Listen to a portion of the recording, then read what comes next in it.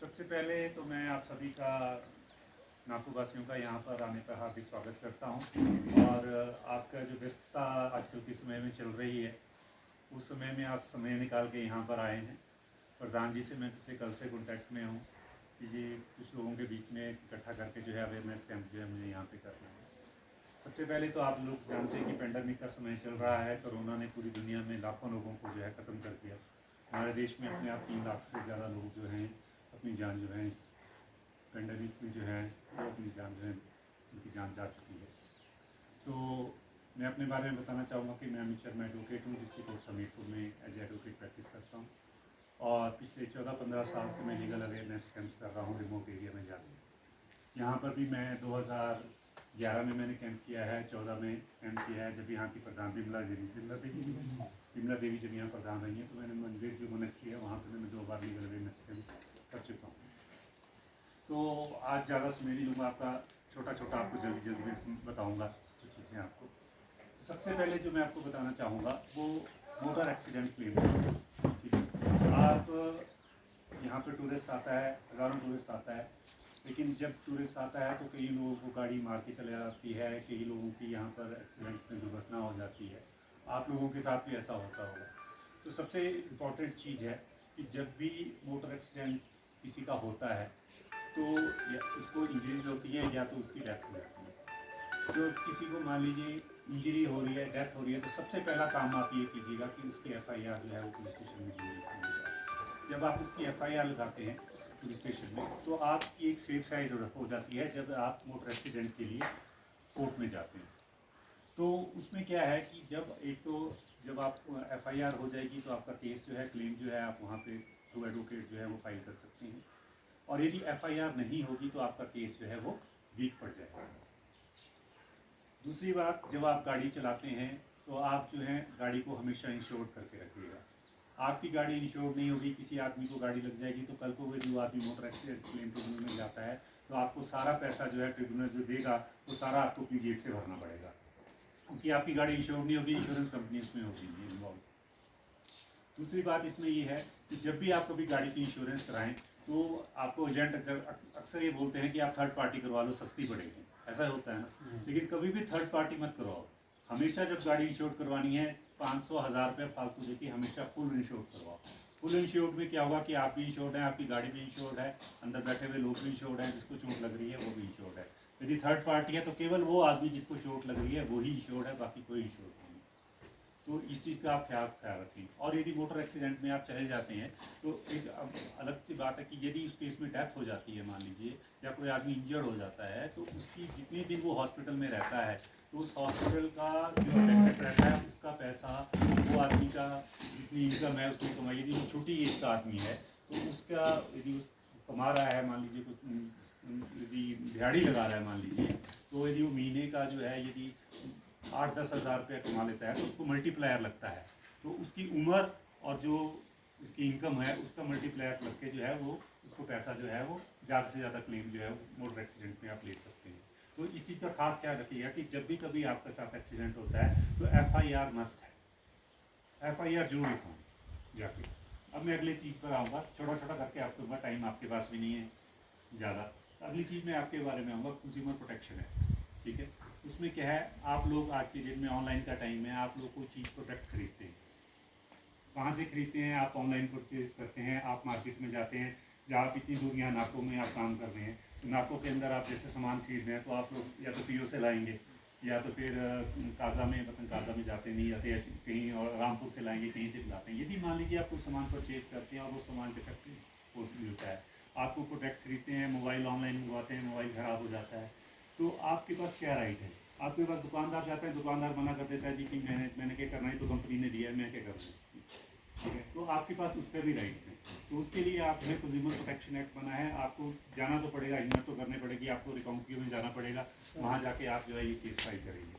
तो वहाँ पर आप जाके कंज्यूमर प्रोटेक्शन एक्ट में केस फाइल कर सकते हैं। और ये जरूरी नहीं है कि कंज्यूमर की जो कंप्लेंट करनी है आपने, उसके लिए आपको वकील करना जरूरी है। आप बिना वकील के भी एक ऑनलाइन भी आप कंप्लेंट कर सकते हैं कंज्यूमर की कंप्लेंट जो है। नहीं तो आप वकील कर लीजिए, वकील के थ्रू जो है वो आप कंप्लेंट जो है वो फाइल कर सकते हैं।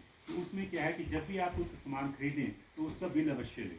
यदि आप मान लीजिए आप बिल नहीं भी लेते हैं तब भी आप कंप्लेंट फाइल कर सकते हैं, लेकिन उस केस में आपको एक एफिडेविट जो है वो फाइल करना पड़ेगा कि मैंने जो है इस दुकान से ये सामान खरीदा था। तो फिर जो है वो आपका जो है आप केस उसमें कंप्लेंट जो है वो फाइल कर सकते हैं। उसमें आपको क्या बेनिफिट होगा कि जो आपका प्रोडक्ट ख़राब हुआ है वो प्रोडक्ट को कंज्यूमर कोर्ट जो है वो चेंज करके देगी।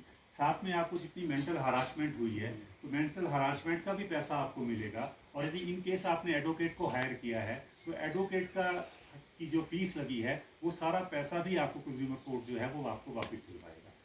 तो जब भी आप मान लीजिए आपके साथ ऐसा होता है बीइंग ए कंज्यूमर, ये हमारा राइट बनता है कि हम लोग जो हैं इसके बारे में अवेयर रहें और हमें पता होना चाहिए कि हम एज ए कंज्यूमर हमारे क्या राइट्स हैं। जैसे हम यहाँ मान लीजिए यहाँ होटल्स में आते हैं, चलो ये तो आपके अगेंस्ट आ जाएगा, बट यदि होटल में आते हैं यदि हमारे के साथ यहाँ पर ठीक ढंग से ट्रीट नहीं होता है, हमें खाना अच्छा नहीं मिलता है, तो बीइंग ए कंज्यूमर हम आपको पे कर रहे हैं, ठीक है। यदि हमारे को फैसिलिटी नहीं मिलेगी तो हम तब भी कंज्यूमर कंप्लेंट फाइल कर सकते हैं। यदि हमारे को जो है वो वहाँ पर वो फैसिलिटी नहीं मिल रही है, हम कंज्यूमर है, ठीक है ना जी। तो ये कंज्यूमर जो है कंज्यूमर प्रोटेक्शन एक्ट है। तो इसके बारे में आप हमेशा अवेयर रहिएगा कि जब भी आपको सामान खरीदें तो आपके पास कंज्यूमर कोर्ट्स है, आप वहाँ पर जाके केस जो है वो फाइल कर सकते हैं। अगली चीज़ बताऊँगा आपको, फ्री लीगल जो है फ्री लीगल एड जो है आप ले सकते हैं। आप जैसे लोग जो हैं, किन लोगों को मुफ्त में जो है वो कानूनी सहायता मिल सकती है, उन लोगों को वकील करने का खर्चा भी जो है वो सरकार देती है। आप लोगों को अपनी जेब से कोई पैसा जो है वो खर्चना नहीं है। अब फ्री लीगल एड किन लोगों को मिलती है मैं आपको वो बता देता हूँ। लेडीज़ जितनी हैं, ठीक है, उनको मुफ्त में वकील मिलेगा ही मिलेगा, ठीक है। इसके बाद यदि ट्राइबल हैं, SC हैं, ST हैं, आप लोग सारे यहाँ पर ट्राइबल एरिया से लोग हैं, आप लोगों को केवल एक अपना सर्टिफिकेट जो है रिकाउंसियो में जाके देना है कि जी मैं ट्राइबल एरिया का आदमी हूँ और मुझे जो है मुफ्त में वकील चाहिए, तो आपको मुफ्त में वकील मिलेगा। तो वो जो है उस वकील को आपने एक नया पैसा नहीं देना है, वो वकील को जो है सारा खर्चा जो है वो सरकार जो है अपनी जेब से देती है। अब उसमें जो है जैसे मैंने आपको बताया कि लेडीज़ को मिलेगा, SC जो है उनको मिलेगा, STs को मिलेगा, जनरल कास्ट वालों को भी मिलता है। लेकिन उसके लिए सरकार ने एक इनकम क्राइटेरिया रख दिया है कि जिसकी आदमी की सालाना इनकम जो है वो 1.5 या 2 लाख रुपए के बीच में है सालाना इनकम, उस आदमी को जो है वकील जो है वो मुफ्त में मिलेगा। उस वकील को जैसे मैंने आपको बताया कि कोई पैसा नहीं देना है, टाइपिंग का कोई खर्चा नहीं देना है। केस जब हम फाइल करते हैं तो उसमें कोर्ट फी लगता है, कोर्ट फी तक जो है वो उसमें सारी माफ। तो आप जो है फ्री लीगल एड भी ले सकते हैं, वो आपको यहाँ से रिकाउंसियो में मिलेगा, क्योंकि आप लोगों की कोर्ट जो है रिकाउंसियो कोर्ट जो है वो यहाँ से। इसके अलावा आपके यहाँ पर एक अलग सिस्टम है, आपके यहाँ पर जैसा वो बनाया रखें। मैंने अक्सर देखा है कि आज के दिन तो मैं अभी तक गया नहीं यहाँ पे, लेकिन मैं अपने पिछले टूर की बात सुना, मैंने जो पिछली प्रधान है मैंने उनको भी कहा था कि आप इसमें जो जाल लोग जाते हैं बेसिक आप उनकी जो है 10 रुपये पर्ची रख लीजिए, 20 रुपये पर्ची रख लीजिए, जाने के लिए केवल एक एंट्री रखिए कहीं से भी, ठीक है ना। जो भी टूरिस्ट आए उसके लिए एक एंट्री रखे कि जी वहाँ से ऊपर जाना है, या तो जो IPS का रेस्ट हाउस है वहाँ से मैंने देखा स्टेयरकेस नीचे बनी है, आप वहाँ से इसको रखिए।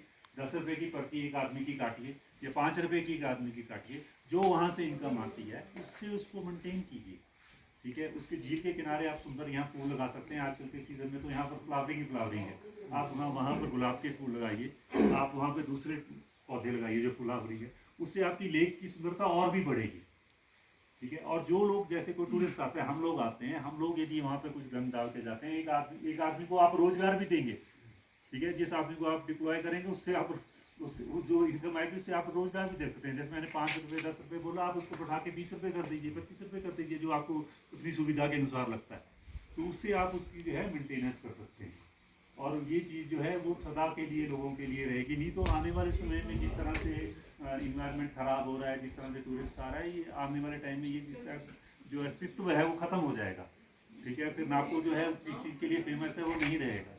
तो ये मेरी आप लोगों से खास गुजारिश है कि आज मैं जो 11 में आया था तब भी ये ऐसी थी, 14 में आया था तब भी ये ऐसी है, लेकिन आज 21वें में आया यहाँ पर आया हूँ। 21 के बाद मैं जब भी 2 साल बाद आऊँ, 3 साल बाद आऊँ, तो इसमें कुछ तो अलग इसमें देखने को मिले। ये प्रधान जी की फैमिली से यहाँ पर बैठे हुए हैं, तो मेरी ये इनसे खास गुजारिश रहेगी कि आप प्लीज़ इसकी सुंदरता के लिए इसको और बढ़ाएं। स्पेशली जो लोग जैसे गाय भी मैंने देखा गाय छोड़ते हैं यहाँ पर, तो उसका इस तरह से बंदोबस्त करिए कि गाय भी वहाँ ना जाए, ठीक है ना।